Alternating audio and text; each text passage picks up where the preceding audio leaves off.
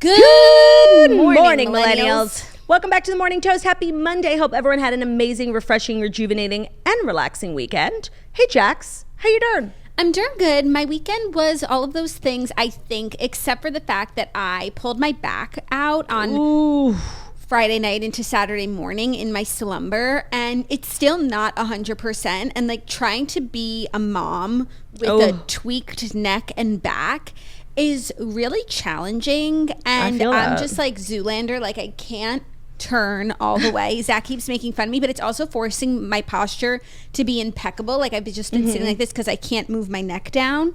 And that's really took over my weekend. There are honestly few things worse in this life than throwing your back out. Not only is it beyond painful, but you're also useless. Like on Saturday, I really couldn't like pick Harry up out of the crib. I could hold him like sometimes, but really useless. Yesterday was better. It just hurts, but you got to power through.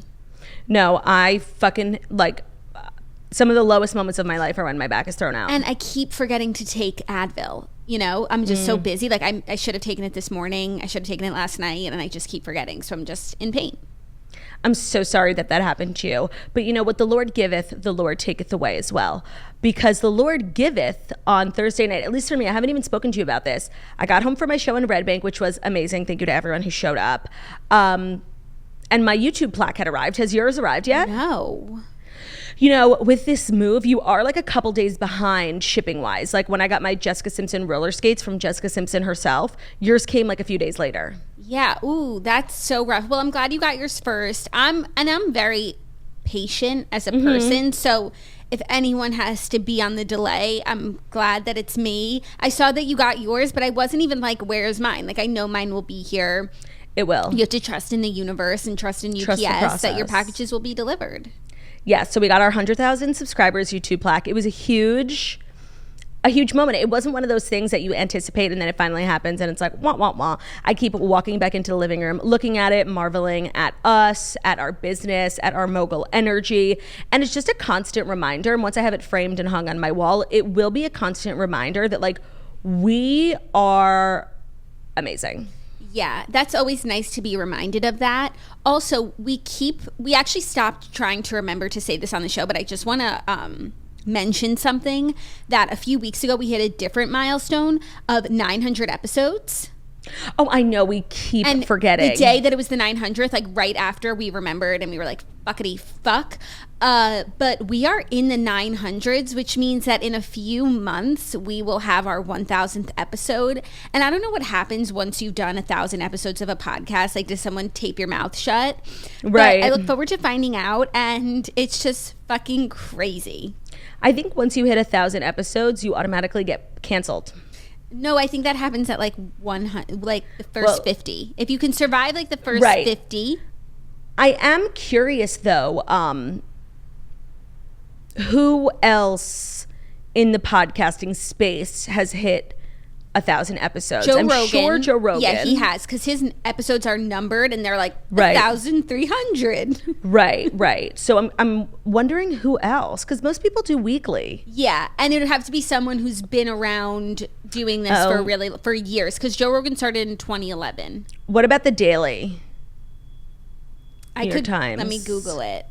They're always like above us in the charts, and it makes me hate the New York Times. That's what makes you hate the New York Times? And the anti-Semitism, for sure. That'll do it. But honestly, the charts, it's number of episodes, it's up there. 1,598. Damn. Okay, I think it's definitely a very short list. And I hope one day, Baruch Hashem, we'll be on it. Yeah, that's very exciting for us. So sorry we didn't get to acknowledge the milestone with, you know, a party, maybe some balloons, like we did our 700th episode. We also forgot to acknowledge our 800th. Yeah, we're just weird about like what we choose to acknowledge. 700 because we realized it the day before we got balloons. Right, it's not even a choice. It's just circumstance. Yeah, but I do think once we hit 1,000, and it will be in a while because we still have to do 100 episodes, which takes us about, I think, 5 months. Once we hit 1,000, we should have a party. We're like one of those sitcoms that hits 100 episodes, you know? Oh my God, totally. And then they get syndicated and they all get a cake. Yeah, and they all get big checks. I guess maybe we should get ourselves cakes. I'll send you one, you send me one.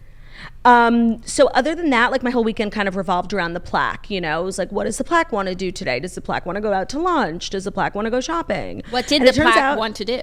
Just lay in bed. And so I had no choice. I laid in bed the whole weekend. I read, I watched TV. It was very relaxing. I did not leave my house until yesterday. And was simply out of necessity because I'm going on a trip for Labor Day weekend and your girlie has not one thing to wear. And so I had to get some clothing. And then I got home and something I've been meaning to do for like a really long time I did, which was clean out my closet. And I'm really good about like cleaning out my closet every couple of months. This time I had waited like so long. When I tell you, I felt like I got out of a SoulCycle class when I was done, like driplets of sweat dripping down my face, neck, ass crack. I got like 10 garbage bags full of donations. It felt so good. And now I walk into my closet and I feel joy. I really do. I love that. I'm so happy for you. Thank you. And everyone was like, you're organizing and cleaning out because you're moving. No, I'm not. You guys, don't push her. Don't push her. You won't like what you're going to see. You have to know. I feel like by now you know our personalities, our predilections. And you guys have to know not to push Claudia. She has to come to everything on her own. I couldn't push her into watching Downton Abbey. I couldn't push her into reading. I just have to make a light suggestion and let the chips fall where they may. Totally. So no plans currently, just I appreciate an organized home, you know? That we know. The sweeper never stops. The sweeper never stops. Like, oh, you like something? You better watch it because I'm going to throw it out if I don't like it. Yeah. No, oh, you didn't use it for 5 minutes? Garbage. Yeah, no, that's what I do. Oh, you haven't worn the shirt in a week? Probably better off donated. You don't need it. You don't need it.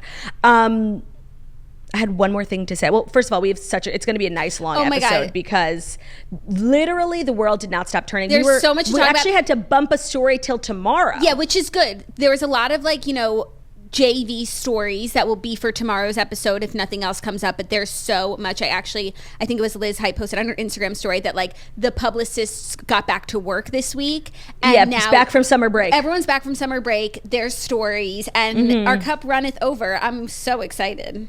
And it's Monday, which means everyone is going to be able to unburden themselves in the UB segment. And last night was the second episode of House of the Dragon, the Game of Thrones prequel. I watched it.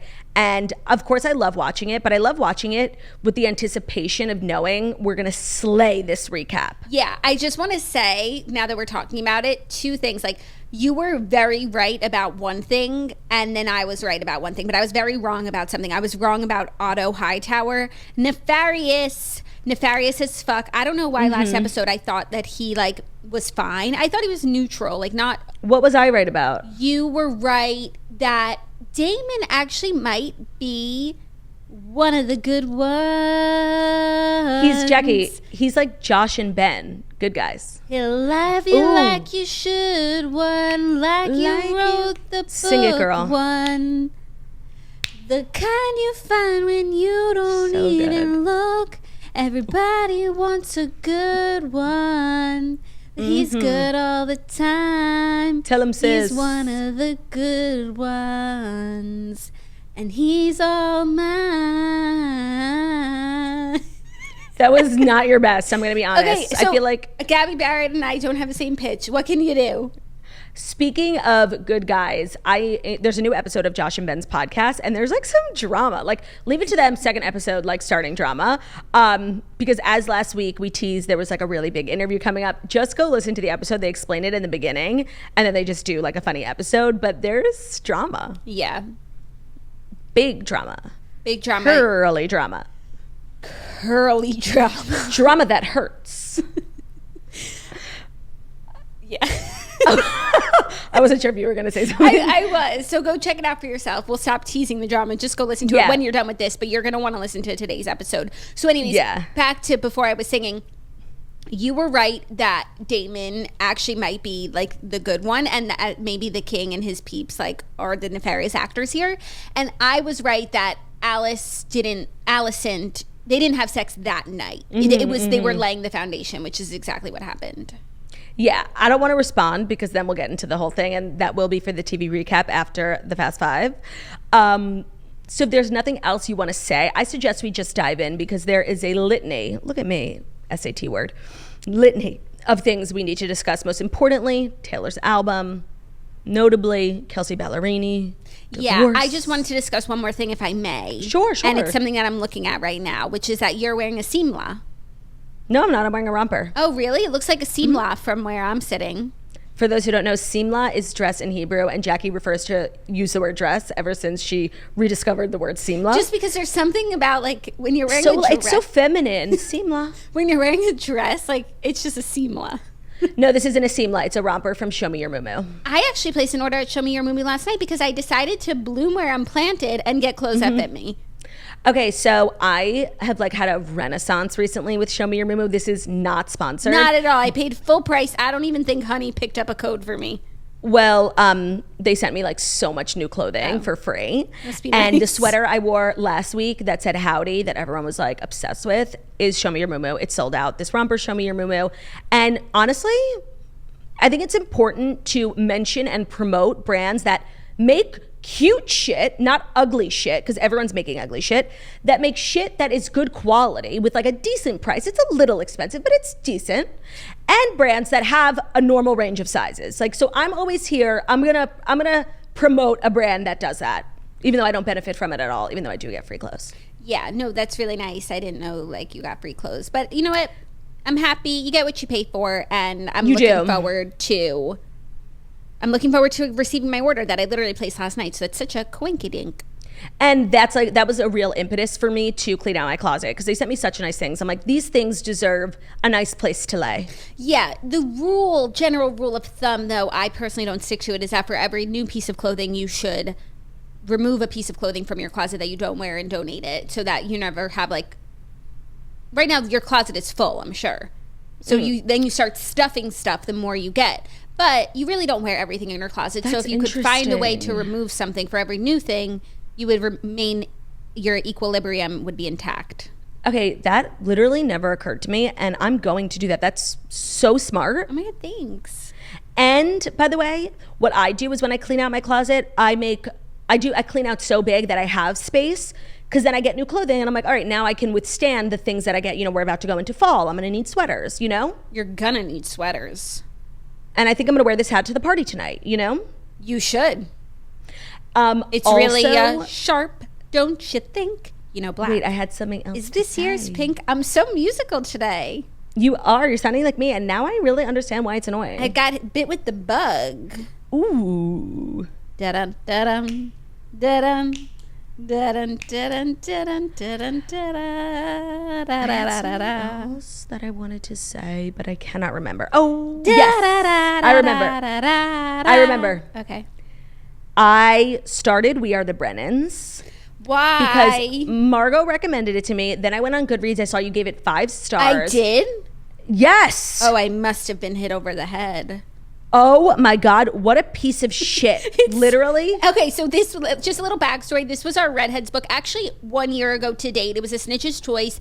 And considering it was a Snitch's Choice, we actually all enjoyed it and we liked it. I don't know why I gave it 5 stars. It's kind of was like dreadful, but fine. Positively dreadful. First of all, give me a group of more unlikable characters. There was not one, and I got through 30%, and that's when I decided to, you know, protect my peace and not finish it.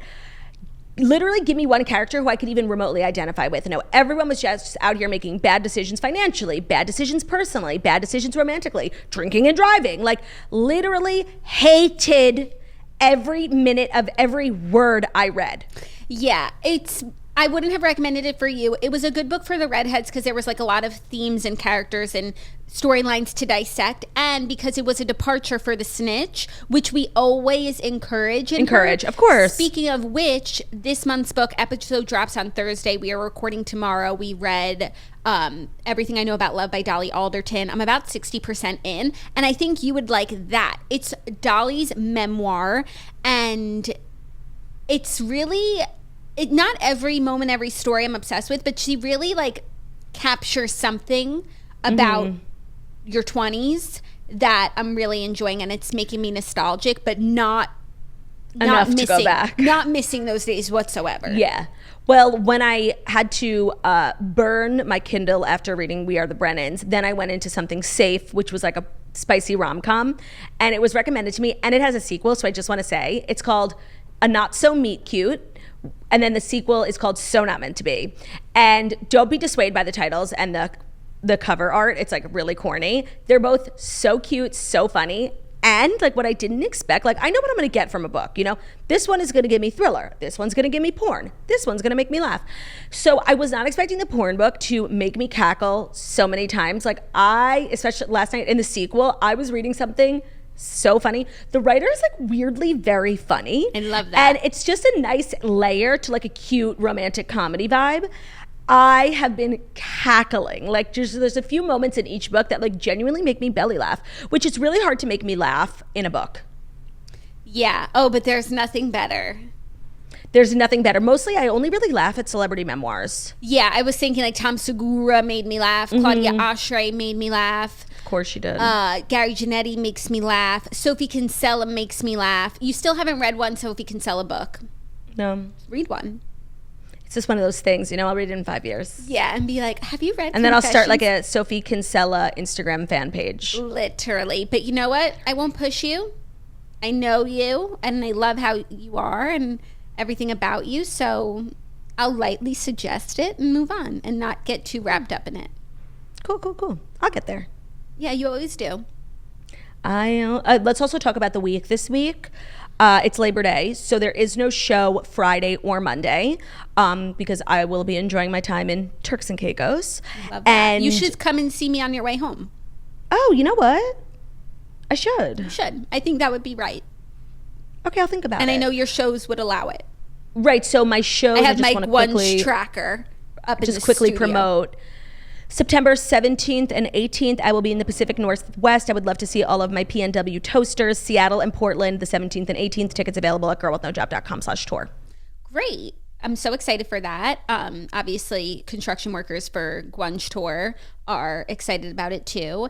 And now I think we've adequately plugged everything. I think like, so. What else did I do? I was honestly in back-breaking pain this weekend, and I was reading for the redhead. So please, you guys, it's never too late to become a redhead. We're kind of like taking over. I can't really explain what's going on with the redheads, but I also feel like books in general, plus like Kindles, are having a renaissance, and the redheads are just like kind of leading the charge. So, and by the way, I feel like I successfully got someone to read. Who?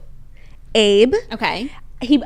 A couple months ago, I was like, you have to buy a Kindle. And so he bought one. He's like, I really want to get into reading. And then he opened it and he was like, this is a Kindle? Like, and you know what I know what he meant. Like the interface is like literally from 1997. Like the store, and he was like not into it. But he went this weekend to Israel. It's his birthday. Happy birthday, Abe. And he was like, I'm going to bring the Kindle, suggest a couple books for me. So I suggested Luckiest Girl, because he said I want like certain types. So I said Luckiest Girl Alive.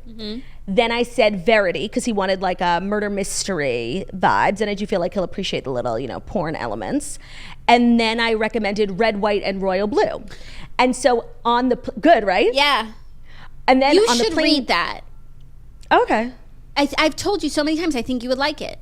Okay, I'll add it to my thing. Yeah. Well, he read Luckiest Girl Alive on the plane, and I think when I told him that Mila Kunis was making a movie out of it, he like thought it was like cool, you know? Yeah. And he loved it, like beyond loved, and it felt so good. It feels so good.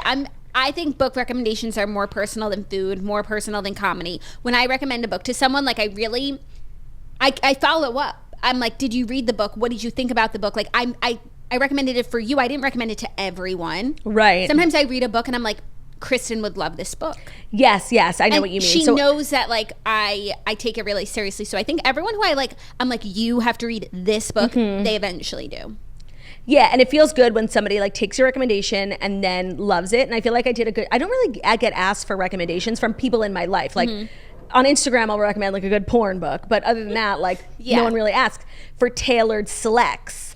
And I felt really good. I actually had 2 good tailored selects moments like this past week. Stassi has gotten into reading too, and she's such a historical fiction girly. She's her area of focus is a little before my time, but I've read some books in her beat, and I've recommended like 2 books to her that she loved. And then also Shannon read that Titanic book that because she was saying like her and her friend Taylor became obsessed with the Titanic. So I was like, if you read this book, you'll have no further questions. And she listens to books on tape, which is just something cute about her. Books on tape. Are you 97 years old? She does audio Audiobook. Okay, yeah, she does the audiobook, and she read that Titanic one, and she really enjoyed it. So books on tape. That is literally such a throwback. You have a book Honestly, on tape. I do have a book on tape. girlwithnojob.com/book. I do feel sad though that like for both of us, like our renaissance with reading came long after the time where like Borders, Barnes and Noble were like these social, because I could see spending a Sunday rainy afternoon cuddled up at a Barnes and Noble with like a Starbucks. Like that is something I would do. And that was totally a thing when we were like 9. And I'm like, you're not going to get me to spend my weekend at a fucking bookstore. And it's just sad that we missed that. Yeah. Also, I was with a friend yesterday and she was telling me how like if you go to the library, I know a lot of people already know this, but a lot of people don't. If you go to your local library and get a library card, which is free, and like we need a library renaissance in general. 100%. Then you download an app called Libby and you plug in your library card information and you can read all these books for free. You just borrow them. A lot of the more popular books do have a wait list, but like instead of buying books on Amazon all the time, like if you just get a library card, download Libby, it connects to your Kindle, you can be borrowing books for free from the library. No, for sure. And libraries sound so quaint when it's, you know, in your town. Yeah, no, the New I'm York not Public going to the New York Public Library. It's not a safe haven. It's not That's quaint. exactly what I said. It's a public restroom. Now that I live in suburbia, like the library sounds cute, but I wouldn't have been heading down to the New York Public Library before. No, I had to, and it's romanticized, of course, Sex and the City, and you see the outside, it's so gorgeous. But what you don't actually know is like, that's not really the library. Like the actual library with a stock of books is across the street, and it's forlorn. It's like an old ass government building. Literally, it's, my friend Rachel's dad used to call it the pubic library because it's literally disgusting. Yeah. It's forlorn. So it's forlorn. It's abandoned. It's disgusting. Yeah. No, I know why I personally hadn't gone to the library recently, but now that I don't live in New York, maybe I will. And not to get political, but are libraries paid for by taxpayer dollars? I think so.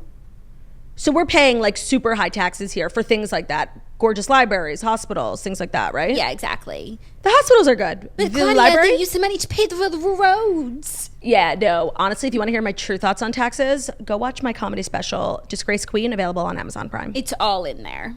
It's all in there. Like, honestly, I do believe my groundbreaking, you know, earth-shattering special put a target on my back for the IRS, honestly. Yeah, but good thing you've got your shit together. Oh, I pay and I pay. You know what I'm thinking? I feel like we recently have so many new audience toasters, like so many new toasters, so many new listeners, and I don't know if all of them know that you actually have a comedy special from your first tour available I know. to watch. Like if you Claudia's on her Not Like Other Girls tour right now, which is amazing and it's so fucking funny, and hopefully one day we will all be able to watch it on our televisions. But her last tour that she did right before COVID, the Dirty Jeans tour, she did a comedy special and you can watch it on Amazon and it's so funny and premium. So whenever I'm on my stories and I'll share like somebody read my book or somebody's like, you know, watching my special, I'll always share it. You know, girls got to promote. And I've been getting so many messages recently like, wait, you have a book? Wait, what's this comedy special? And I guess that's just the power of TikTok because we've literally gotten so many new followers and listeners, which we're so grateful for. Welcome. Yes, I have a book, a memoir that just came out. It hit the New York Times bestsellers list, number fucking 12. And number 12. Number 12. Number 12 yourselves. And before this tour, I was on my first tour, which was the Dirty Jeans tour, and I recorded that special, and it's on Amazon Prime. It's called Disgrace Queen, and I believe it's free. Yeah, so check it out. Once you're done listening to this, and then Good Guys, and then of Mood course. Before and Elizabeth, and then Snatcher, and then Date Night, and then Caviar Dreams, like probably a podcast. Exactly. Then watch Claudia's special. Then and only then. Oh wait, don't forget about Patreon. You have to listen to all 250 episodes that we've ever done on Patreon, and then you can watch Claudia's special. Okay, are you trying to get people to watch my special or not? No, I am. I just want them to be fully immersed. Prepared. In TNN universe. In TNN culture. TNN things. TNN things. Okay, we actually really have to get in because we have a long fucking show. We do. So without further ado, here are the fast 5 stories that you need to know before you wake up and take a bite out of your morning toast. And today's episode is brought to you by Clinique. If you have dark spots, it can often feel like a vicious cycle. As soon as one fades, another pops up, but you can break the cycle with the Clinique Even Better Clinical Dark Spot Interrupter. This powerful serum works on melanin-rich to fair skin and helps physically correct dark spots such as acne marks while protecting from future discoloration. So 94% of people demonstrated an improvement in radiance and visible skin tone, including acne marks, in 8 weeks. You can see a 39% visible reduction in dark spots in 12 weeks. If you suffer from dark spots, then you know it's literally one of the most annoying things on the planet. They are really difficult to get rid of, and then once you do successfully get rid of another one, like there's another one right next door, you know? And Clinique is a brand that you can totally trust. I've used makeup, skincare from them for years, and their dark spot interrupter is a serum that genuinely works. They also have a damage eraser, which is a brightening complex that is more concentrated with boosted technology to deliver dramatic brightening results, but it's gentle enough for all skin types. Their brightening serum works on all different types of complexions, whether you have melanin-rich skin, fair skin. It's going to help you improve uneven skin tone and interrupt the look of future dark spots. It's free of oil, denaturated alcohol, SLS, sulfates, parabens, phthalates, fragrance. It's oil-free, it's non-acnegenic, and it's a fast-absorbing serum, and it's dermatologist developed. You can get Even Better Clinical Dark Spot Interrupter today when you go to Clinique.com. So the Even Better Clinical Even Better Clinical Dark Spot Interrupter is available at Clinique.com. Today's episode is also brought to you by Little Spoon. Summer is coming to an end, and that means the busy season, back to school, and regular life chaos is coming our way. What's one way to make your life a little easier? Little Spoon. A one-stop shop for healthy, easy mealtime and snack time for your baby, toddler, and big kid delivered right to your door. With fresh organic baby food for every stage, toddlers and kids meals that even picky eaters love, and healthy snack time with their new smoothie line, Little Spoon has you covered. So when you have a bunch of kids of different ages, grocery store shopping can be really expensive and like so stressful and chaotic because your kids are all at different levels, eating different things. And so much of the stuff on the shelf is so processed. And it's not the quality and nutrition you want for your kids. But Little Spoon makes everything fresh, and they use absolutely nothing artificial. It's just like homemade. It's all delivered to your door, and it's ready in seconds. Pop your meals in the fridge or the freezer and use them whenever you're ready. It's that easy. So they're nutritionally balanced, they're free of junk, they're super delicious, and you're setting your kid up for a lifetime of health. And the smoothies have made snack time really easier. I'm sure you guys remember when you were a kid, like choosing a snack is probably one of the hardest things about being a kid. But Little Spoon is taking that away from you because their smoothies are so good and your kids are going to love them. Also, as I've now been getting into solids with rolled, everyone is telling me obviously about Little Spoon, which we know, and I know like Kaylor loves it, and I'm so excited. I'm like so close to being able to give him all of those things, and I'm like, can't wait. It's just going to take stress off your plate. Oh my God, I can't wait. The best part is that the price is just kids' meals under $6 and baby food and smoothie snacks under $3, so it makes trying Little Spoon really easy. Make this year's chaos a little more manageable with time-saving, delicious, and healthy meals that you can feel good about. Enter code TOAST at checkout to get 50% off your first Little Spoon order. That's 50% off your first Little Spoon order with the code TOAST at checkout. Thank you. You're welcome. What can I say except Taylor Swift announced a new album called Midnights after her VMAs 2022 speech. So first two stories are kind of blended together. We're going to try and break it down. VMAs were on last night. Who knew? But you know what? A lot of news came out from them. A lot of actual real stars. There was star power there. There was. And Taylor Swift accepted an award and during her acceptance speech, she announced that she has a new album coming out in October. She said, quote, "I thought it might be a fun moment to tell you that my brand new album comes out October 21st. I will tell you more at midnight." And then at midnight, she posted on her Instagram said album called Midnights. She said, "Midnights, the stories of 13 sleepless nights scattered throughout my life will be out October 21st. Meet me at midnight." In the Instagram post, it has this bit of text. I'm hoping we can break it down, and then we'll also break down October 21st. "We lie awake in love and in fear, in turmoil and in tears. We stare at walls and drink until they speak back. We twist in our self-made cages and pray that we aren't, right this minute, about to make some fateful, life-altering mistake. This is a collection of music written in the middle of the night, a journey through terrors and sweet dreams, the floors we pace and the demons we face." Damon. "For all of us who have tossed and turned and decided to keep the lanterns lit and go searching, hoping that we just maybe, when the clock strikes 12, will meet ourselves. Midnights, the stories of 13 sleepless nights scattered throughout my life will be out October 21st. Meet me at midnight." Okay, so first of all, I think there was a lot of, speculation from the Swifties, like, are we going to get another re-recording soon, or is the next thing we get going to be original music? And I would have been happy for either, but I obviously am happier that it's new music because it's been a really long time since since Evermore. I love the concept of this. First of all, like, relatable queen, like, everyone is up at night, like, thinking about their worst fears, things going on in their life.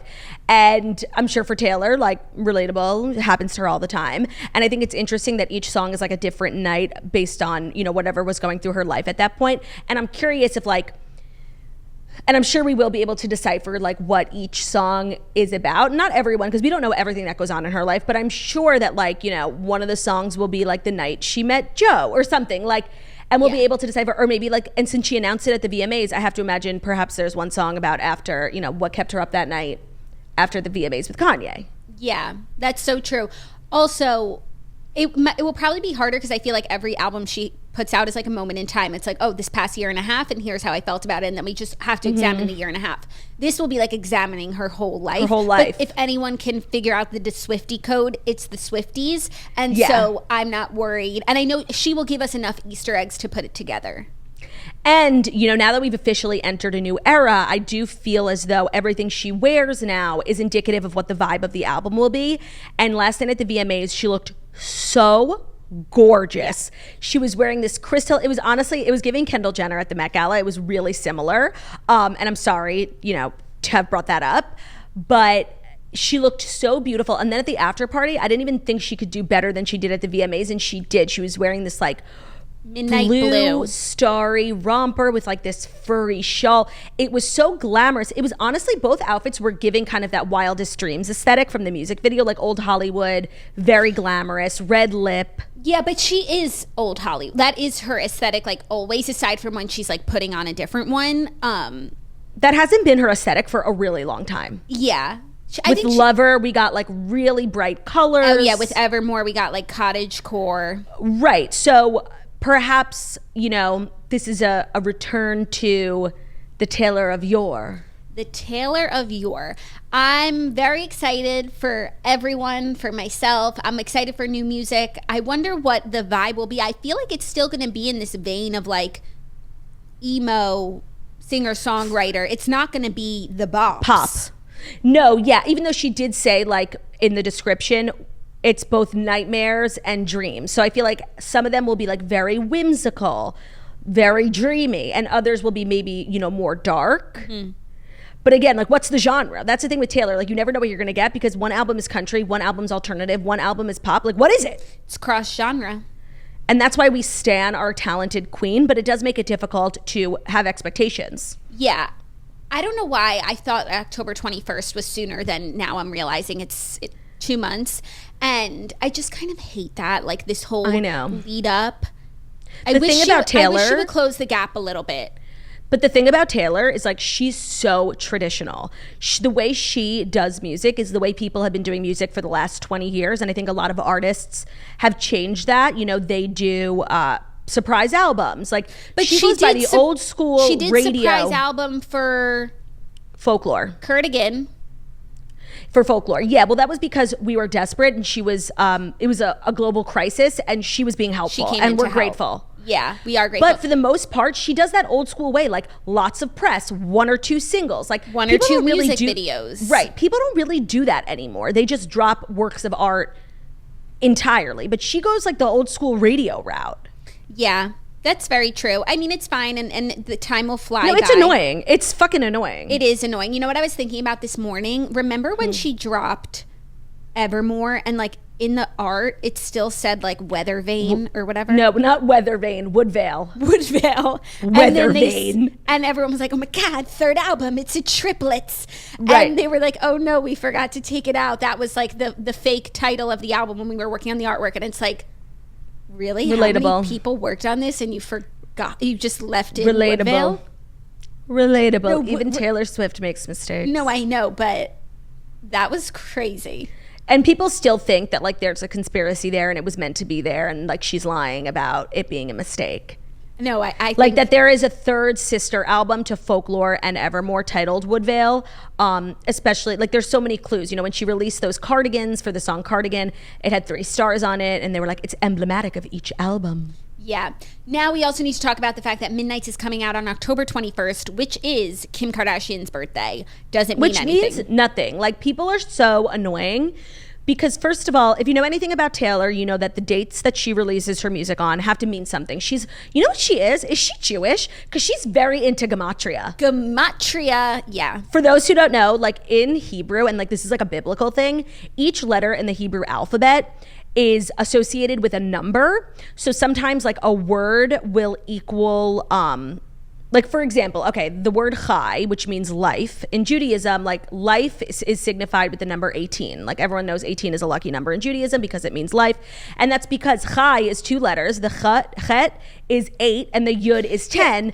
But also the chet is 8 and yud is 10. Think about it, like A is 1, B is 2, right. C is 3, and like all the way till Z is 26. So each letter has a corresponding number. And then the letters... But does it go numerical? I feel like after 10 it becomes weird, or maybe after 20.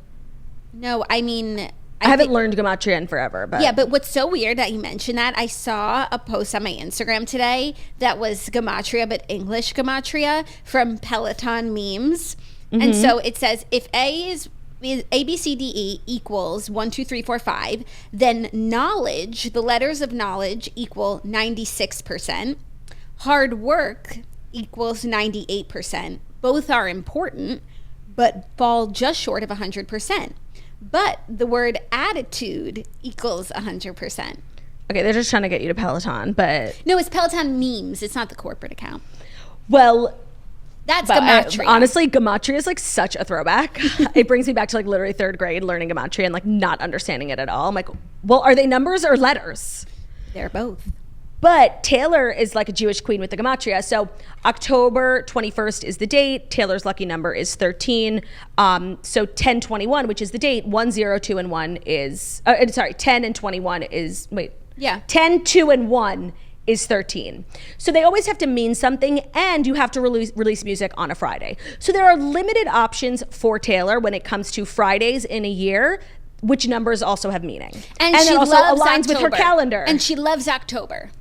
Yeah, sad girl autumn. Like she loves, so I think it literally has nothing to do with Kim, and I will believe that until she gives me a reason to believe that it does have anything to do with Kim. I think it has nothing to do with Kim. As she's told us, she wants nothing to do with this narrative. I can't imagine she's doing things to keep her in like the news cycle with Kim Kardashian. I'm sure like I would be shocked if she even knew about this, and I'm sure if she didn't, she's like annoyed today that, oh, that's what people are taking away from this, that they think I did it on Kim's birthday.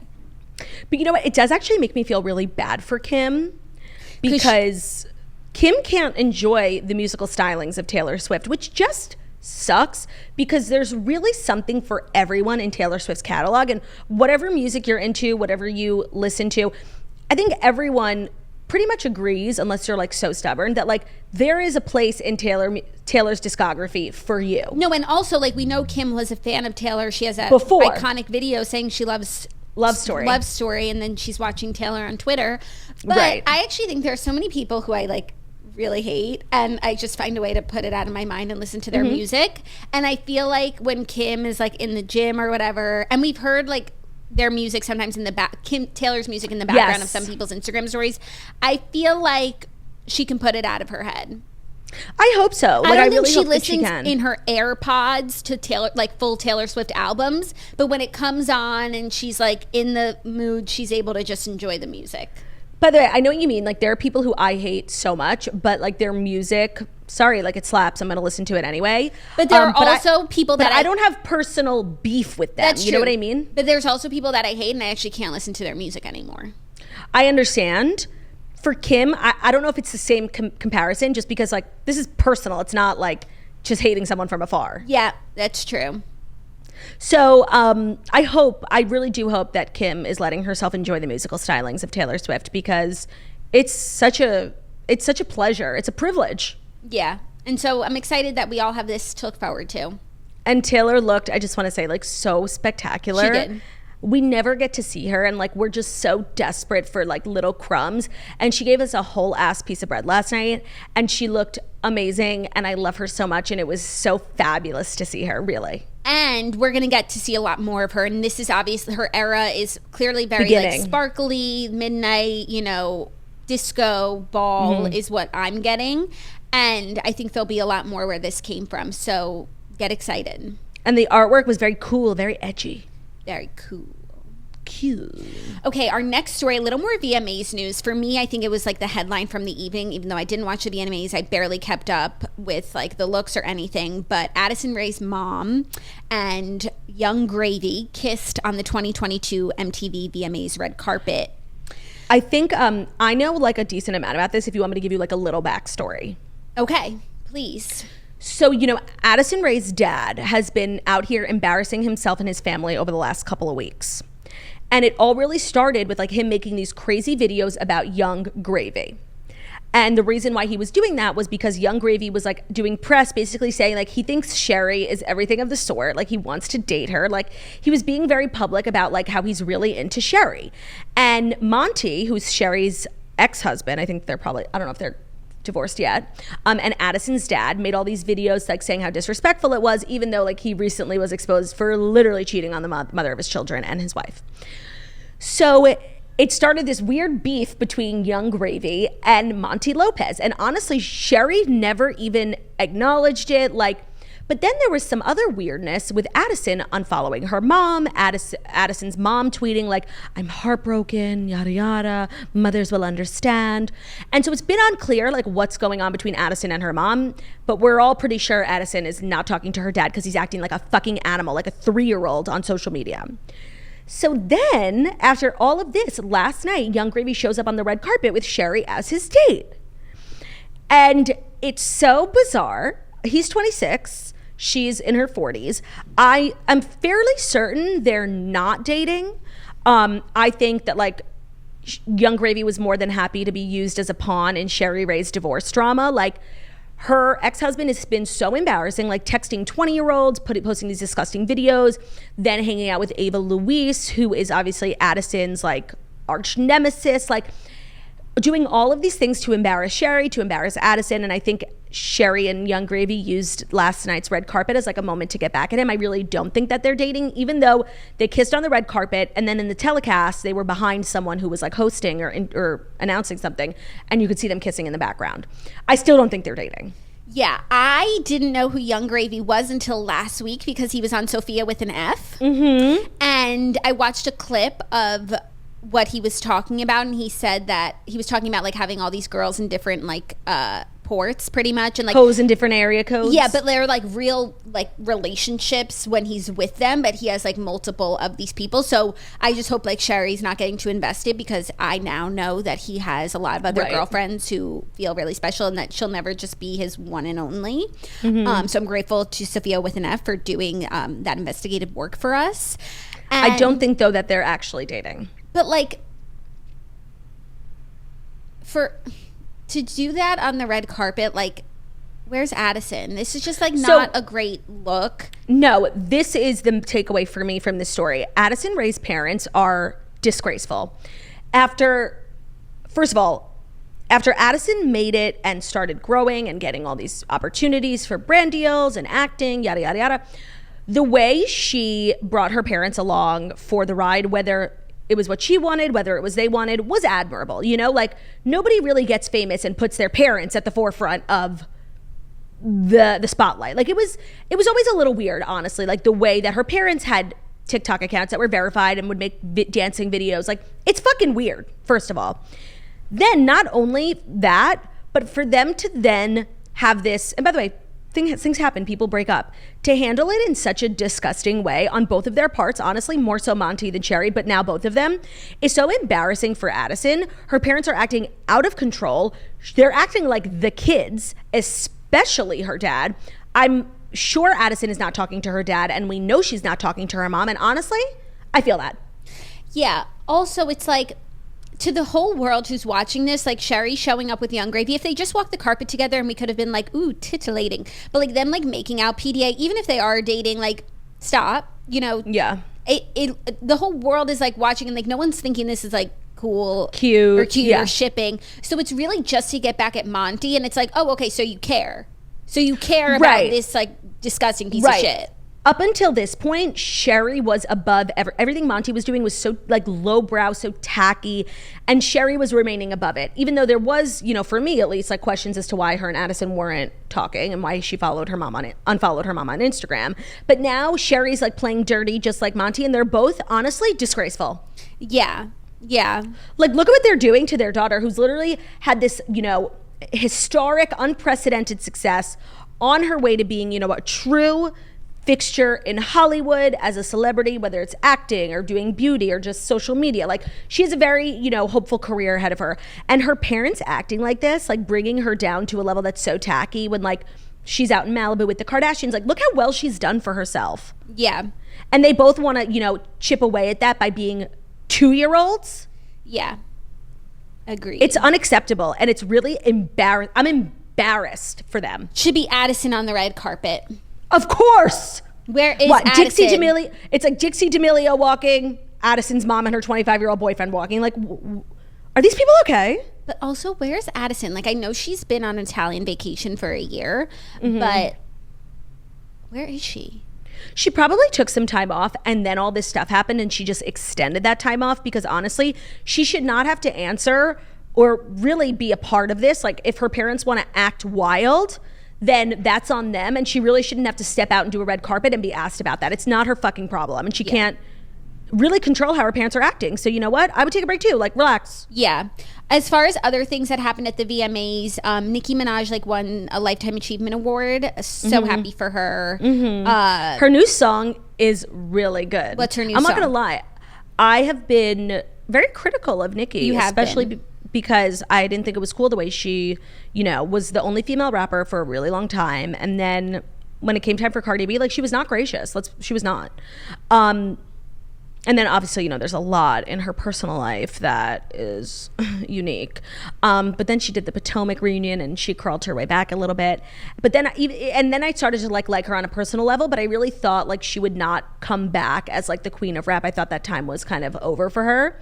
But she just released Super Freak and it's a fucking bop. One thing about me, I'm the baddest alive. And like, I only know it because of TikTok, but now I like want to listen to it on Spotify. Like, her rap is just so good. Like, it's so on point. Like, every word makes perfect fucking sense, Yeah, it's so on point. One thing about me, I'm the baddest alive. It's fictitious. Like, she used the word fictitious. Like, perfect. SAT word. I don't know the song yet, but I've got to add it to my Spotify. It's really good. Cool. Well, anything else that happened? I didn't watch, by the way. I didn't watch. Some of the red carpet looks were here or there. Unique. I thought Sabrina Carpenter looked unreal. I completely agree. I thought Lizzo looked a little silly. I'm sorry. I love her dearly. Yeah. But that dress was just a no for me. But you know what? That's fashion. It's everyone's choice. Dove Cameron looked a little bad. Dixie D'Amelio looked gorge. Yeah. She's a class act, that girl. Yeah. Good stuff. Good stuff, yeah. And it was in New Jersey. Right. Are you ready for our next story? I am. Olivia Wilde asked Shia LaBeouf not to quit the movie Don't Worry, Darling in a leaked video, saying, quote, "I'm not ready to give up." This is really, really bad. Yes. So a previously reported video message that Olivia Wilde sent Shia LaBeouf asking him to reconsider his decision to leave Don't Worry, Darling has leaked. The full contents of the video were reported by Variety, but the video itself emerged several hours later.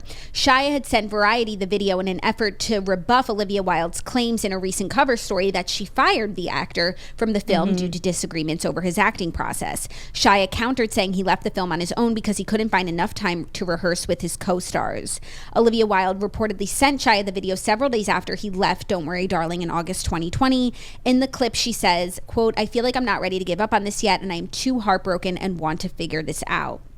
She also appears to allude to some potential tension between Shia and co-star Florence Pugh, saying, quote, "I think this might be a bit of a wake-up call for Miss Flo. If she really commits, if she really puts her mind and heart into it at this point, and if you guys can make peace, and I respect your point of view, I respect hers, but if you guys can do it, what do you think? Is there hope?" A rep for Olivia did not return a request for comment. Okay, like not Olivia Wilde being like the most fraudulent feminist of all time. Like, yeah, like talking to Variety. I've seen a lot of clips from this interview. Variety did a big thing with her because she's really kind of the next big female director. Like, if she's not already, you know, she's getting to that level, like kind of how I feel about Mindy Kaling. Like when she's associated with something, you know, it's going to have that Olivia Wilde vibe. So they did this big article, woman director, yada, yada, empowering women. Oh yeah, I fired Shia. As we all know, Shia has been accused and is currently being sued by some of his ex-girlfriends for abhorrent abuse. Like, he's not a good guy. In this scenario, though, I do love how petty he was, like sending the full video.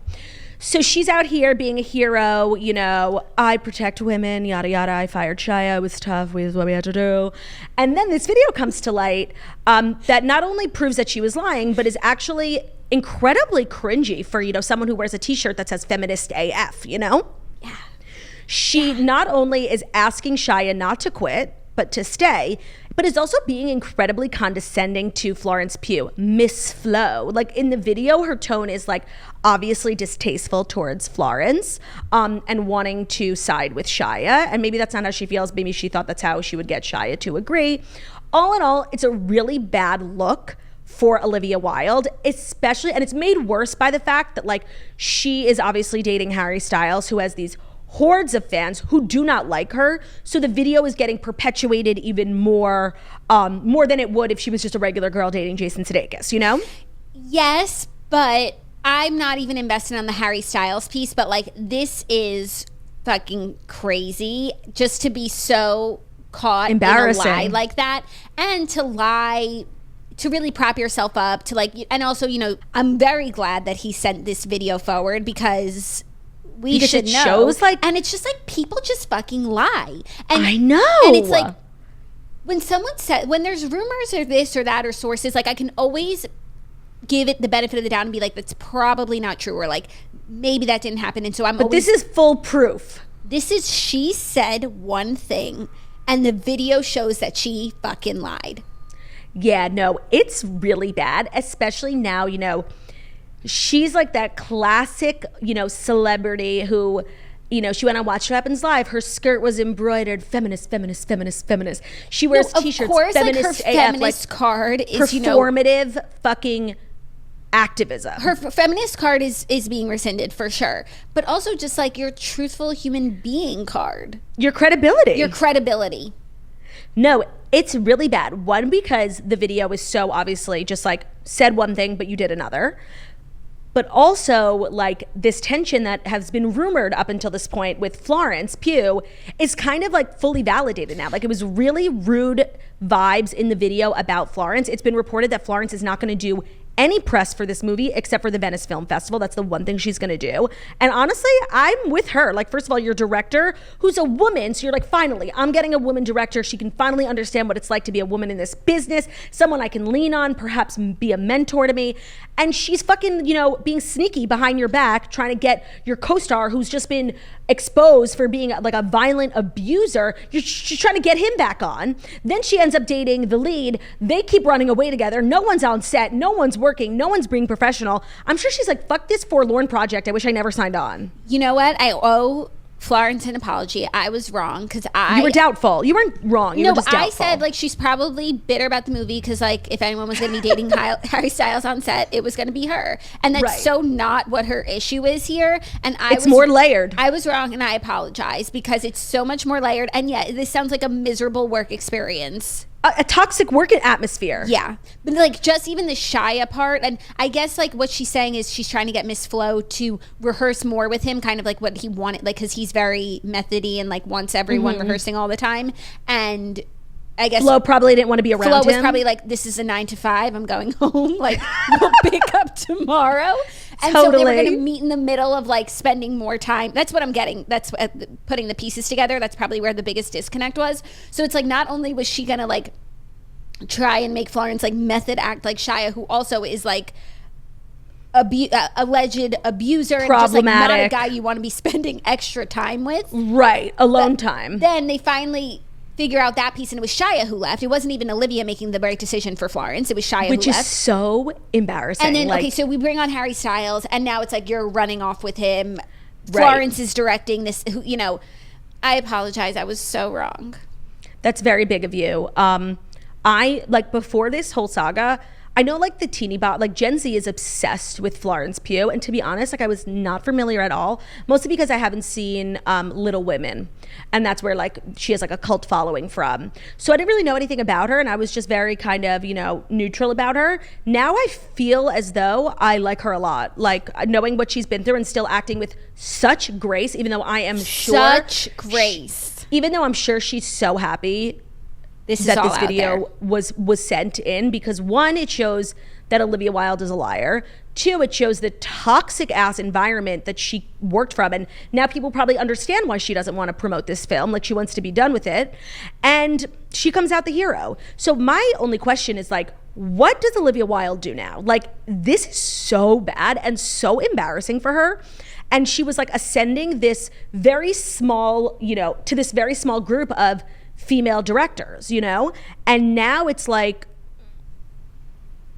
ew. I'm sure she'll be fine. I'm sure, like, she'll just keep doing whatever she was doing. But I think for the fans, especially people who, like, didn't know where to fall on this particular movie issue, and people really love Florence and people really love Olivia Wilde, like, it's opened some eyes. I don't think that they do. Also, I wonder if Florence even knew about this video. I wonder if For sure not. For sure not. I'm sure she's But feeling... she probably knew that Olivia Wilde did not fire Shia LaBeouf. She probably knew that. Yeah. That she knew that Shia quit, and then she sees Olivia running around town being, you know, a hero for women, when she didn't even have the balls to fire the alleged abuser in the movie. He had to quit. Yeah. Like, it's so embarrassing. I'm like, I'm embarrassed. Yeah, it's really embarrassing. Yikes, Olivia. That's yikes. Really, it's giving yikes. It's yikes worthy. Yeah. So let's see what happens next. But all of this to say, I gotta see this movie. Right. So I'm, you know, no press is bad press. So I'm curious if this is helping the film. I saw a little teaser they released. I don't know if I need to see it. I don't know that I will see it, but even though there are some sexy Harry Styles moments. This does make me more interested in seeing it. I don't know if it's enough to see it, but I didn't care one iota before any of this happened. Yeah. I would have also assumed the movie already came out. You know, felt like forever since right. they've been dating, they met on set, like, right. Yada yada. So true. Are you ready for our next story? Is it the next story that's brought to you by Away? Yes, because someone's packing their bags. I am, and I only use Away suitcases. They make suitcases, bags, and other travel accessories that are designed to make moving through the world a lot more seamless, which is a good thing because travel makes us better people, giving us different perspectives. So no matter where you're going, you can always rely on Away's range of travel products to solve real-time travel problems and get you out there. So they have a range of suitcases, bags, and other travel essentials that are all made of different materials.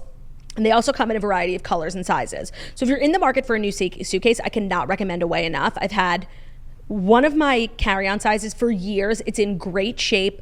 I have the big one. I have 3 little carry-on sizes in pink, in black. The colors are really cute. They're built to last. They have 4 360-degree wheels. I cannot deal with pushing my suitcase through an airport, especially when it's carpeted. It is the worst thing on the planet.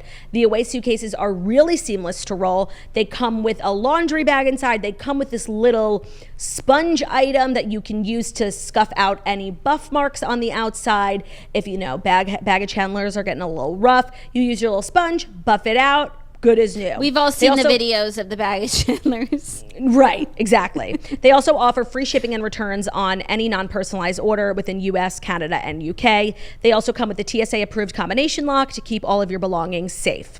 There's also a 100-day trial on everything that Away makes, so you can take the product on the road. If you decide that it's not for you, you can return any non-personalized item in under 100 days. You'll get a full refund, no ifs, ands, or buts. Start your 100-day trial and shop the entire Away lineup of travel essentials, including their best-selling suitcases and bags, at awaytravel.com/toast. That's awaytravel.com/toast. Thank you. Our next story, shocking news this morning. Kelsea Ballerini files for divorce from Morgan Evans. It's over for Kelsea Ballerini and Morgan Evans. The singer filed for divorce from the musician on Friday after nearly 5 years of marriage, People confirms. A source tells People that, quote, they've been working on their marriage for a very long time. Prior to this, they had separated privately once before and have been in therapy for several years. They gave it their best go, but unfortunately arrived at the decision to formally separate.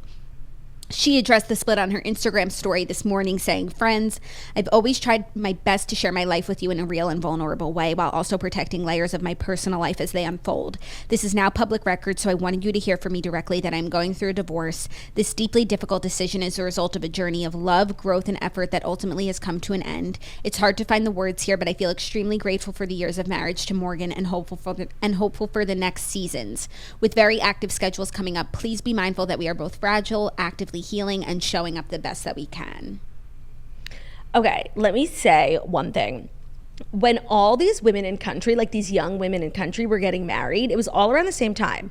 Kelsea Ballerini and Morgan Evans, Casey Musgraves, and that guy's name who died, I don't remember, and Ryan Hurd and Maren Morris. Like all three of these like huge women in country were getting married like around the same time, all to men like significantly less successful than them. In the same industry. In the same industry, yeah. Which I thought was like really interesting. Of course, we all know Casey Musgraves' marriage was the first to bite the bullet. Now Kelsea Ballerini. And I do feel as though Maren Morris's marriage is like really strong. Yeah. And I don't think that they're headed the way the other two are headed, but it's just interesting to know now, like 4 or 5 years later, that 2 out of 3 of those marriages did not last.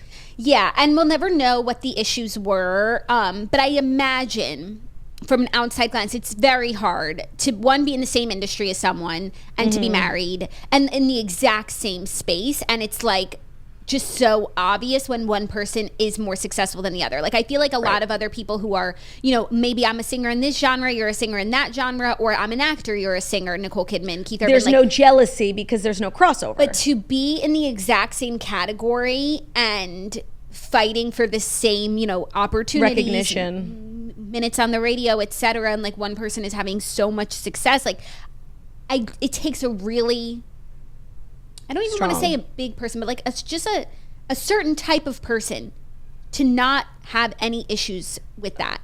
Right, because like jealousy and competition, like those are natural human emotions, especially if you're like a hustler, like you are motivated to be successful. So I can't imagine that's the entire reason why, but I think it leads to other problems in the marriage, because if you're not entirely happy with where you're at in life, you know, you take that out on the people around you. And again, this is all just guessing, but I just can't imagine it doesn't have at least something to do with it, because when you think about where they started and now where they are, like Kelsea is bigger than ever. You know, her next album's coming out. The 3 songs she released are so fucking good. Like she can, like she's just killing it. She performs everywhere. She does festivals. She headlines. And Morgan, who released his first album a couple years ago that I thought was incredible, like really filled with the most beautiful music, I like haven't heard from him since. Yeah, he's definitely more low key, but he's unbelievably talented. Right. We love his music. Rustin Kelly, that was his name. Oh yeah, yeah. I'm sure it throws a wrench into what is already difficult institution of marriage. But I don't know if this is like, you know, too soon to say, I am excited that eventually Kelsea Ballerini will be dating, because she's kind of like this belle of the ball in country music. I don't know if she's going to continue to date within country music, but she's like this beautiful young girl. And I just think like who she dates next will be really fun for us to watch, and also really good for her career. For sure. But I do feel like he'll be in a relationship first. That's how it always goes. Yeah, but like I don't think, you know, people care. Tend to. Yeah, I'm excited for her to heal and then be spotted out with, I don't know, like Brad Pitt. Like, yeah. Oh, I'll add her to the list. But add her to the list. I'll have to put her under a category of not healed yet. Not healed, yeah. TBD. Oh, and you know who I'm taking off the list? Shia Rae. I was thinking the same thing. Get rid of her. She doesn't deserve it. Kelsea. Until she starts to act like a grown-up, then perhaps we'll consider putting her back on. But until then, no. Okay, Kelsea Ballerini and Chris Evans. Cute. Kelsea Ballerini and Michael B. Jordan. Cute. Kelsea Ballerini And Josh Groban. Obsessed. Even though I feel like he's a lot older than her. She seems, like mature. Yeah, for sure. Because she's been in this industry, for a long time. She's had to grow up quickly. Yeah, exactly.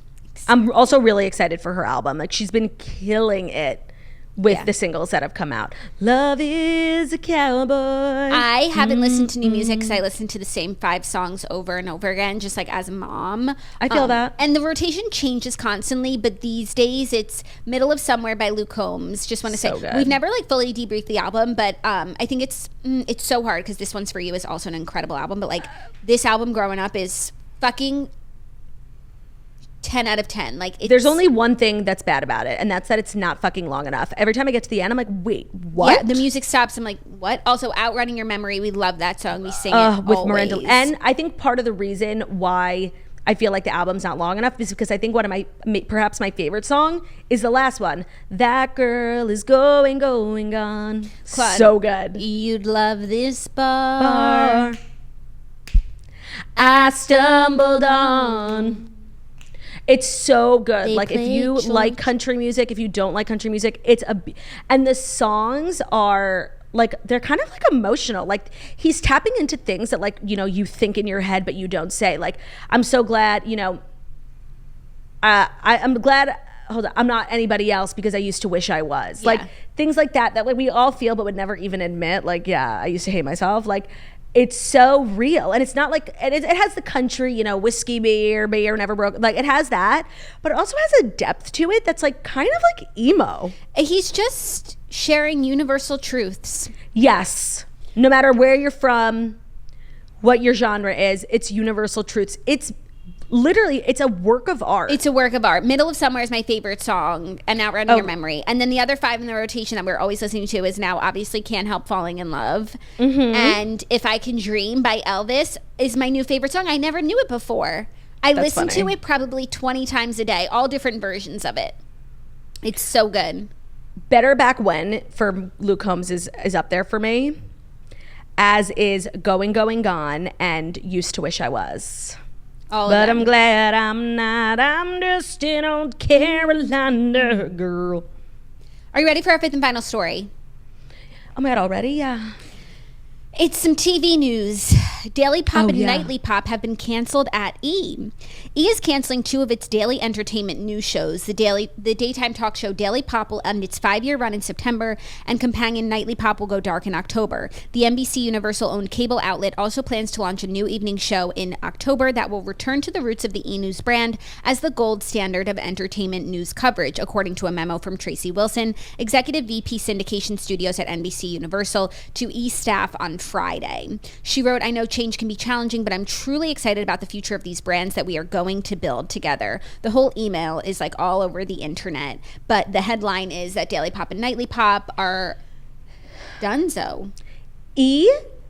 is so moronic, and they have not been okay for years. I don't know, like, who on the planet decided to cancel E! News? Like, they should be fired immediately. That was just a terrible idea, because that was really what E! was known for. And maybe it needed to be improved and fixed in some different ways, but that's what they've claimed to be, was like this pop culture network. And E! News was honestly the only brand in their catalog that had recognized, like, we all know E! News. Everybody wanted to be on E! News growing up. Like, they could have evolved if there was problems, but like, whoever canceled E! News, like, a terrible idea. Then they had this whole slate of morning programming, Pop of the Morning, Daily Pop, Nightly Pop. Pop of the Morning was literally forlorn. It was the dumbest thing I've ever heard. And I love him, but like, why the fuck was Victor Cruz the host? He's a former football player. Like, what the fuck does he know about the Kardashians? Like, it made no sense. And they never really ever lean into digital culture. They have the Rundown, which is like their Snapchat thing. And they're always bringing on like podcasters and TikTokers to do it. But like, they need to bring that energy to cable, because nobody is really caring about most of the talent that they procure. But having said that, in the last couple of years, they've done a good job of finding good talent. Justin, Morgan, Nina, Hunter. And so not only have they canceled their shows, but like, they really never like nurtured that. They really should have like been putting more energy, more resources towards those 4 people, because they were becoming like the new faces, like a younger generation of E, and they just canceled it. So like, what are they doing? And what original shows do they even have anymore? And why? The Bradshaw Bunch. That's it. Yeah, it must be doing so well. Like, I don't know. I love Daily Pop. I can't believe it's ending. I know. I don't know what their new strategy is. Maybe they're going to focus more on nighttime, sure, but like, then why not nightly pop? Also, E's whole thing is, you know, pop of culture. So we were getting pop in the morning and pop in the evenings. Like, are they also going to do a whole nother rebrand? We all just got used to pop. Like, yeah, it's so silly. It feels like every few years there's like a reorg, but we're all like, when there's an internal reorg, we're not supposed to really feel it or know about it, but it's like every single few years they're taking us along this with them. I can't imagine what it's like to be working there, to be one of the hosts. Did everyone know that this was coming? Did people find out in the news? I don't know. And what does this mean for some of our faves? Like, Morgan still does Necessary Realness. So is she still technically with E? What does this mean for Justin? I mean, Justin has been doing, you know, like almost now, like maybe monthly or weekly spots on the Today Show. He's amazing. He's so funny. I hope if there's a job there for him, they give it to him, because like, honestly, E has all these talented people and their talents are going to waste. E does not appreciate them. E is moronic. They are not in tune with what's necessary. And it's so shocking to me that like, out of all this crap they've been throwing at the wall these last few years, they actually got 2 really substantial shows that were good, that had a good following, and they're just canceling it after they've made all this progress. Like, I literally don't understand. Yeah, I mean, I don't know what the ratings were, but maybe there was like a dip, because I don't think you would cancel like the most watched show. But like, and can I tell you? Okay, so we reformulate.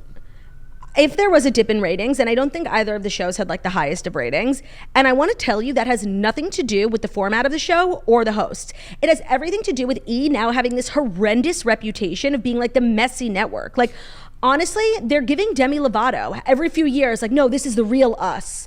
We're going to be this.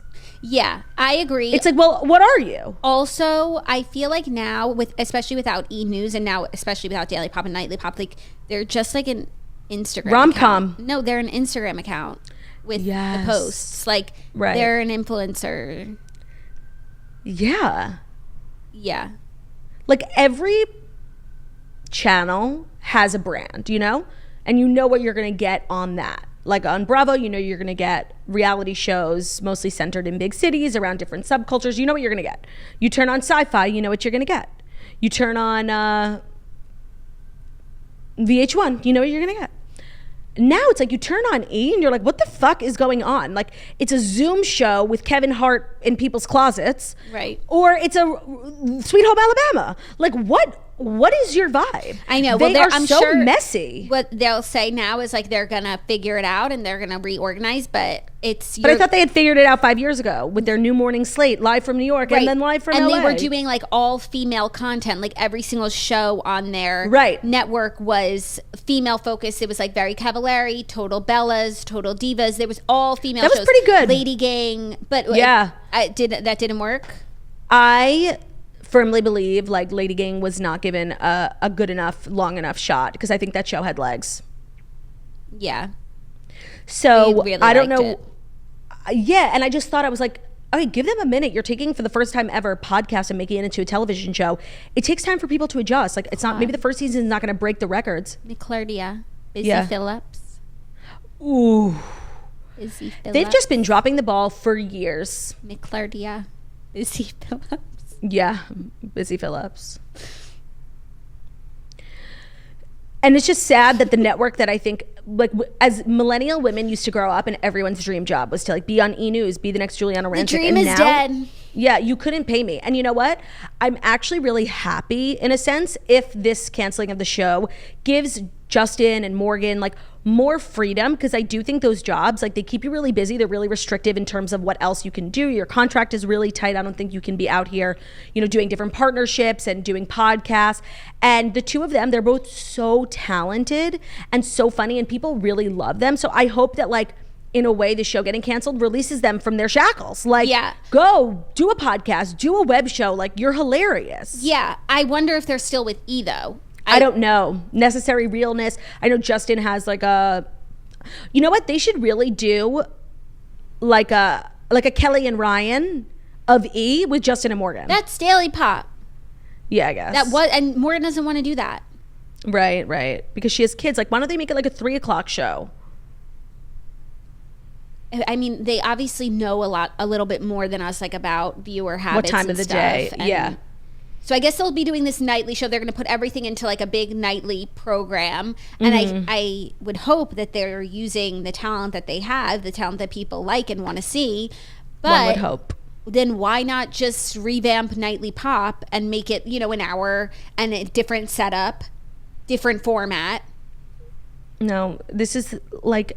E is embarrassing. This is the episode of embarrassments. Everyone is out here embarrassing themselves. Yeah. Sherry, Claudia, Olivia Wilde, the E stands for embarrassing. Embarrassing entertainment. I love that. Well, those were the Fast Five, and boy, were they juicy. I mean, what a weekend. What a weekend. And we'll have more for you tomorrow. It's far from over. Would we like to do Game of Thrones, please? Game of Thrones. Okay. So episode 2 of the House of the Dragon was last night. It was one of those episodes, when you get, if you're familiar with Game of Thrones, you know that there's 2 types of episodes. One is, where lots of explosive things happen, plot twists, huge moments.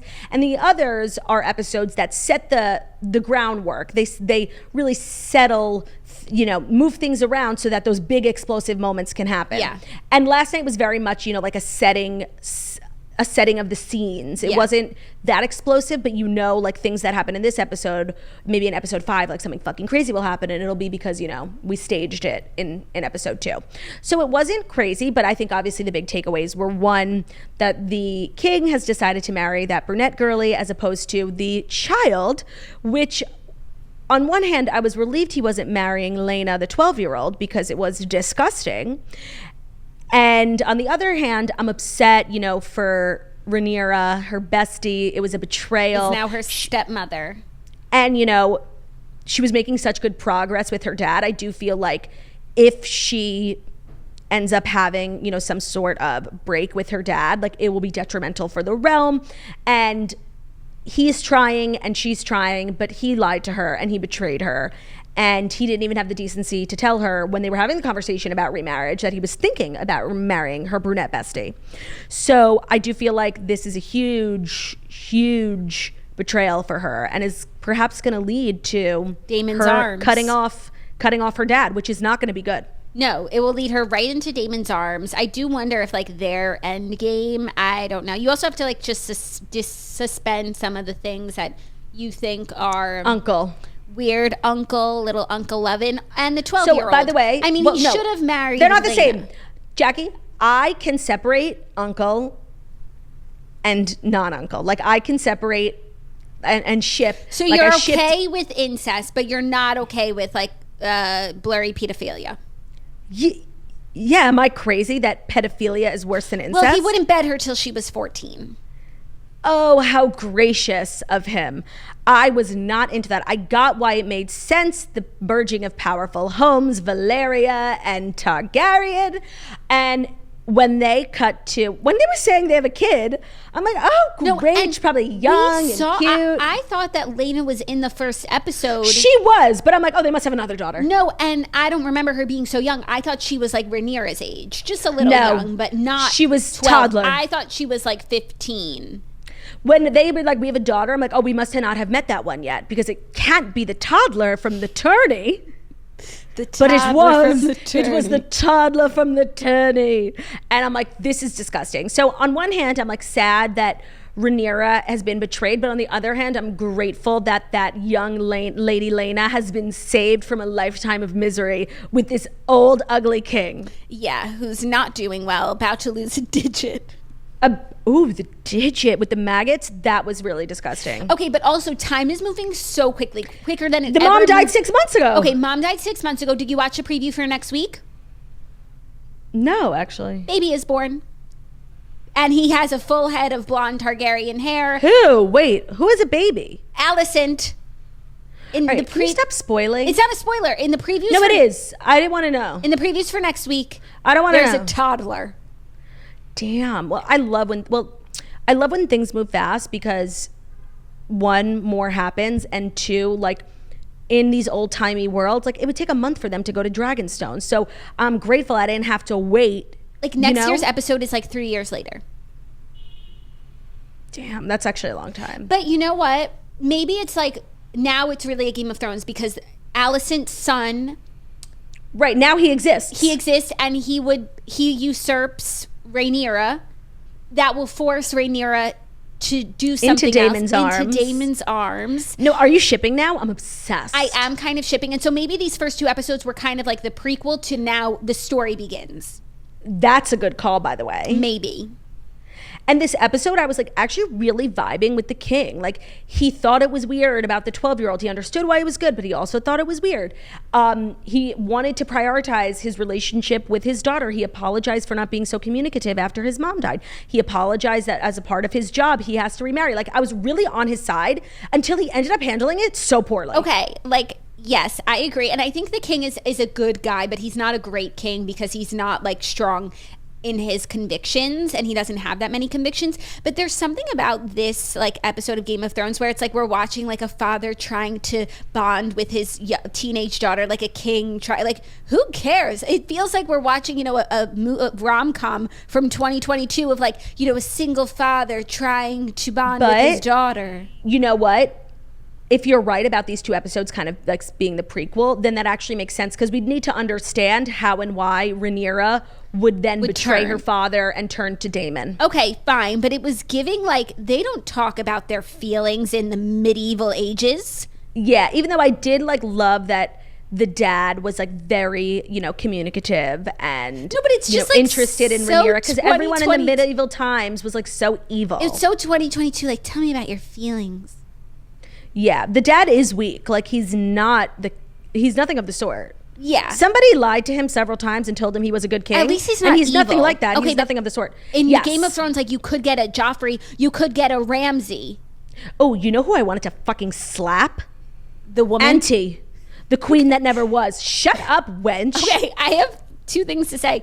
I think that there's 2 really bad actresses in the show who are kind of bringing it down. I think she's a bad actress. I agree. And I think the whore is a bad actress. Oh, Jackie, that was my next point. First of all, she was being such a bad actress when they went back inside after the dragon egg complaining. Thing. And complaining. I don't want to be she didn't want to be his wife. Yeah, and it was like, I was running away. And he was like, from what? And in the worst acting I've ever seen, fear. What? I agree. And that's something that Game of Thrones has always consistently been above. I cannot tell you an actor who was miscast or who did a bad job on Game of Thrones. I cannot. The whore has to go. No, I agree. And like in the Game of Thrones of yore, we would never be hearing like the whore's feelings. Right. The whore's feelings are irrelevant. Agreed. And Daemon, who's like very volatile, he's sitting there listening. That would never happen. It's just like a little so unrealistic. And it's too many feelings. Like Game of Thrones is, you live or you die. You don't feel. No, like in the regular show, if the whore went on and on about her feelings, she'd be put to death. Head on the spike. Yeah, like, stop talking, wench. So I thought that was weird too. And when Rhaenyra came in on the dragon, I was like, queen being queen. She's giving Dany Targaryen. She's everything of the sort. Daemon loves her because he finally gave her back the egg. I ship romance at its finest. Yeah. But the queen that never was his husband is really pissing me off. Even though he's right. Like he's not wrong. No, and you can't sit idly by while the free cities. You can't. But my God, like chill out. No, and it's also like he's in a very high position of power. Everyone around the table is like jockeying to be on the Iron Throne, but it's like, is anyone just fucking happy with their station? It's like, okay, I don't want the pressure of being king. I've got a great life. I've got my own castle. I'm not going to make every move in my life trying to get me or a family member on the throne. Yeah. No, nobody feels that way. And it's not fair because nobody really cares about the free city thing because it doesn't affect them yet, but it really affects him because he's like, the house of the sailors, the sea. So it's going to affect him first, but then it's going to affect the realm. That's so like John in the Wall. That's like John in the Wall. Right, exactly. So it's not fair. And of course I knew he was going to go to Daemon. Like maybe Daemon will do something about it. But then I did love how he was like, don't talk shit about my family. Only I'm allowed to talk shit about my family. You were right about Daemon. I need to go rewatch the first episode and like. Oh my God. God, not me being right about something, period, and especially about Game of Thrones, because like I'm so dumb. People will be like, you didn't see that coming? I was like, I had no idea. I thought that in the first episode, like the small council was just a bunch of like weak losers, but not nefarious actors. Otto Hightower like is Littlefinger. Otto, that's, by the way, Ben said the exact same thing. Who was that chubby man that the king went to for his He sits on the small opinion. Council. I don't know who he is exactly. Okay. But he's a good guy. One of the good ones. So all in all, it was like a fine episode. Nothing crazy happened, but not every episode can be crazy, obviously. And we needed to set the scene for next week. Yeah. So it was good. We're setting the scene. In the middle of the episode, Zach was like, this shit sucks. I was like, remember how slow it was? No one remembers how slow season 1 was because nobody watched season 1 week to week. But imagine watching that week to week. You would have never stuck with it. No, and I still thought it was good. It's better than most shows. So it's better than most shows, but it's a lot of feelings for Westeros. Because we're only focused on one family, it's a lot of the same people. Whereas like even a boring episode of Game of Thrones, you would get Winterfell, you would get The Wall, you would get King's Landing, you would get Arya, you would get a lot of different updates from different people. And on this show, it's one family. So it's just a lot of the same people. That's why it might feel in the Red Keep the whole time. Right. True that. So I loved it. I love the recaps. They're so much fun with you, Sissy Pooh. And I think it's time to unburden ourselves. Let's do it. I can't wait for you guys to unburden yourselves. Every Monday, we are doing Unburden Yourselves, which is a segment where you guys can write in about something you went through this week that is weighing so heavily on you that the only way to get rid of the burden is to hand it over to us. You can email us, unburdenyourselves@gmail.com, and it is brought to you by Modern Fertility. We're supposed to go to the OBGYN once a year for our annual checkups, but checking in with our fertility isn't usually a thing until we're ready for kids. But that's why Modern Fertility was created, an easy and affordable way to test your fertility hormones at home with a simple finger prick, mail it in with a prepaid label, and you'll get personalized results within 10 days. You'll get insights into your hormone levels, your ovarian reserve, and other important fertility factors. The results go deep into what every hormone means, and you can download the results to review with your doctor for next steps. Traditional testing can cost over $1,000 at the doctor, but Modern Fertility gets you the same information at a fraction of the price. If you go to modernfertility.com/toast, you'll also get $20 off your test. So Modern Fertility is offering our listeners $20 off the test at modernfertility.com/toast, which means that your test will cost $179 instead of the hundreds or thousands it could cost at the doctor. Get $20 off your fertility test when you go to modernfertility.com/toast. That's $179. $20 off, modernfertility.com/toast. All right, ready to unburden yourselves? Hello, Jackson Claude. I've been keeping this in and I need to unburden myself. During quarantine, I was living with my parents and I stumbled upon something interesting. I was home alone and I wanted to do some karaoke. I wrote this in. My mom's laptop was downstairs and mine was upstairs, so I just used hers for YouTube because I'm lazy and she doesn't mind if I use it. I went into her history for some reason and saw multiple fully watched gay porn videos. Although there's nothing wrong with that, of course, my mom is very religious, she has very traditional views, and this was the last thing I expected. Also, who uses YouTube for porn? I mean, I know she was probably curious, but I couldn't look at her the same way for days. I got over it, but it still lurks in my mind every now and then. You just gotta that burden and forget about it. Yeah, I think you truly never know someone, even if it's your own mother, that's the takeaway here. Yeah, and it wasn't meant for you to know, so you just need to unknow it now. Right. And you don't know what the context of like why she was searching for it is, maybe she met someone who was like, I'm a gay porn actor, so she was like wanting to see his work. You never know. Like, things happen. It's not, probably she was watching gay porn, but right, let's be real. But it could have been other stuff too. And you just have to forget about it. Yeah, and I think obviously you shouldn't be thinking about the fact that your mom watches gay porn, but if anything, perhaps you might have a little, respect for her. Like, wow, she's more open-minded than I thought. I underestimated my mom. I thought she was this religious, traditional, closed-minded person, but she's actually, a lover of gay porn. A curious queen. I don't think there's anything wrong with it, but again, it's obviously awkward. Yeah. Just try not to think about it. Just try not to think about it. And just know, like, even moms have secrets. Yeah. Yeah. Hey, Jackson, Claude. I love you both, and I really need to unburden myself. 2 weeks ago, my coworker and I had to glue together 200 invites for an upcoming work event. While gluing the cards, I drew a dick on the invite thinking that the glue would just dry clear. My coworker and I both laughed and thought it was okay to send. Well, my boss just sent us a text with a picture of the invite and the dick that was clearly still on it. The glue did not dry clear. It's just me and my coworker that glued these invitations, so I must own up to my cute little drawing and tell my boss that it was me. I am so embarrassed, I don't even know how to respond to him. Love, a girl who might be jobless. Ooh. Just own up to it. You know, things happen. And the fact that, like, your boss is a male, like, just makes it, like, a little more, like, I think a girly might be able to laugh at it. But this is, like, makes it weird.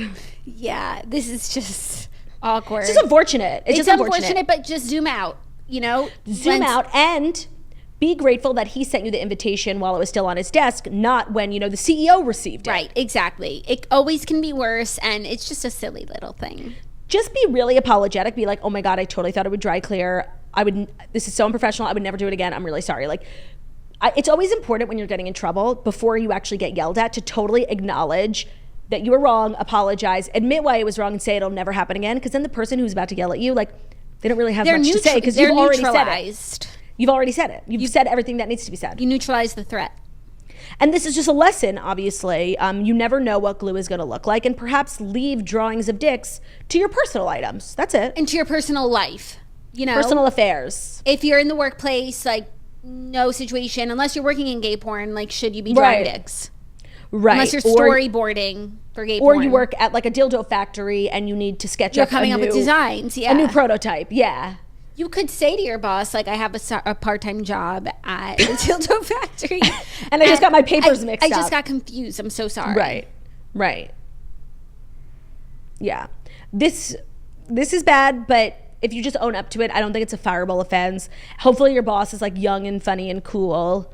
If he's, like, old and stuffy, I mean, that's going to be awkward. But he sounds like, if he texted it to you, that means he's young, because older people don't know how to send text, let alone photos via text. True that. So it sounds like he's young, and obviously he went to college. Everyone used to draw dicks everywhere. It's fine.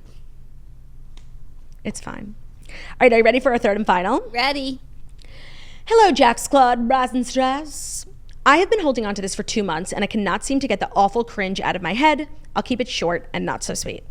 Earlier this summer, my parents were throwing a party and needed to borrow some of my patio furniture, so their guests had places to sit. No problem at all. I got up early, knowing my dad would be over to grab the chairs and the table. I worked out. I took a full shower, shaved everything, deep conditioning, one of those. Flash forward, my dad stops by. He's loading up the furniture and he asks to use my bathroom before he heads back home. I obviously had told him to go right ahead. I sat on the couch to watch TikToks or something. About an hour later, I had to pee, so I walked into my bathroom to find that I had left the shower curtain open and the floor of my bathtub is covered in tiny little hairs. Not only from my legs, but my pubes were just sitting there staring back at me. The drain must have backed up. I was mortified. I stood in shock until I mustered up the courage to text my mom and ask if dad mentioned anything about my bathroom. Thankfully, he didn't say anything to her, but I can't stop thinking about the fact that my dad probably thinks I shaved a ginormous bush in time for their summer bash. Thanks, a clean but regretful toaster. Oh, it's okay. It's just your dad, and he doesn't know what hair's what hair. I don't think a grown dad would look at a bathtub full of shower and think pubes. Men, first of all, are not even that perceptive. He probably didn't even look in the tub. He wasn't even, and if he did see it, he would think, oh, maybe, your husband shaved his beard. When men see hairs like that, they think how it happens for them. When they shave their beard in the sink, they get the hairs everywhere. Yeah, I think so. It's just a human thing. And it could have been so many hairs. Could have been armpit hair, could have been leg hair. You could have given yourself a little trim of your head hair. So just keep that in your head as if it ever comes up, be like, Dad, I cut my hair. Yeah, men don't see hair at the bottom of a tub and think pubes. I really don't think that they do. And also, it's okay, so if he knew that it was your pubes, okay. No, if he knew it was your pubes, I understand what needing to unburden yourself. Yes, it's embarrassing, but it's not a big deal. No one got hurt. Everything's okay. Yeah. Well, that actually had me thinking something I was thinking while getting ready this morning that I wanted to just hopefully bring up in conversation, and now it actually does. Because, I get all the time, people are always like, oh my God, I'm so jealous of your hair. It's so thick, it's so healthy, it's so shiny. And it is all of those things. But the next time you're feeling bad about not having like thick, healthy hair, just know that like the hair on my head and like that energy that the hair brings itself in my armpits and my legs too, you know? Yeah. So if you have fair hair, just know like you don't have some of the problems I have. Okay. I don't know why I was thinking about that, but I was like, because I looked down, I'm like, I shaved my legs a couple of weeks ago, and now I'm like fully hairy. I'm like, I have to shave my legs again. A couple weeks This is the ago. price I pay for having, you know, gorgeous follicles. No, I would say anyone who's shaving every few weeks. Oh, sorry, a few days. Oh, okay. No, like 3 days, and my hairs are back to being fully grown on my legs. Yeah. It's so annoying. It's so annoying. It never ends. And like if I have my armpits lasered, and it was one of the best things I ever did because it totally truly works, but the surface area of lasering my armpits is 1/100th of the surface area of my legs, especially if I'm doing my thighs. So it's just so tedious and so painful. Like there has to be a better way. Yeah. Lasering my upper lip, perfect. It's a small piece of skin. My armpits, perfect. My legs? My legs, first of all, are huge. It's a lot of time, energy, pain. And there's like no better way. No. And I sure as fuck am not gonna wax my legs. I just think that's insane. No, and I've like waxed my legs a few times, and I didn't even find it to be that effective. Like all the hairs grow in different directions, maybe because I've shaved for so long that like it wasn't even really that smooth after. Yeah, they're like the hair removal industry needs to evolve. I feel like we've been stuck with the same options for a while, like tweezing, threading, waxing, lasering. You could nair. That's pretty new technology. So smelly And weird. and unnatural. I don't know. Something about it freaks me out. Yeah, no, it's like Chernobyl. It's like toxic. Yeah, it's like, why don't I just take a flame torch, what's it called? A flamethrower, and torch the hair on my legs. Nair seems very and I'm not even like, you know, clean beauty girl. Like I don't care what the fuck is in my lipstick. But Nair crosses a line. It's fucking toxic. Have you smelled it? No, I know. It's giving Chernobyl. It smells like Chernobyl. So I just feel like, you know, the hair removal industry has gotten comfortable with the options. And I think they need to continue evolving. Maybe a pill. But see, a pill would stop hair in your growth. head. Right. And I like the hair growth on my head. And that's it. Everywhere below my head, bald, please. Maybe a pill that stops hair growth, but with an accompanying serum that you put in your scalp to Counteract. to nullify the effects on the scalp. Yeah, I like that. Get to work. Me? Yeah, figure it out. Formulate. Scientific toasters. Free idea. Go patent it. Yeah, I'll be your #1 customer. Yeah, we'll do ads For free. for free. So that was Unburden Yourselves. If you guys want to write in and have us change your lives, unburdenyourselves@gmail.com. That is our show. We are well over an hour and a half. I have to pee so badly. Like, I've been in pain for the last 30 minutes. Thank you guys so much for listening to The Morning Show. It's the Millennium Morning Show where we deliver the fast 5 stories that you need to know every Monday through Friday on YouTube. So if you're watching this on YouTube, please feel free to subscribe and give this video a thumbs up. We're also available as podcasts. Whenever podcasts can be found on Spotify, Stitcher, probably okay, Jackie is to be. Goodbye, everyone. Have a great day. We'll see you tomorrow. I love ya. Tomorrow. Bye.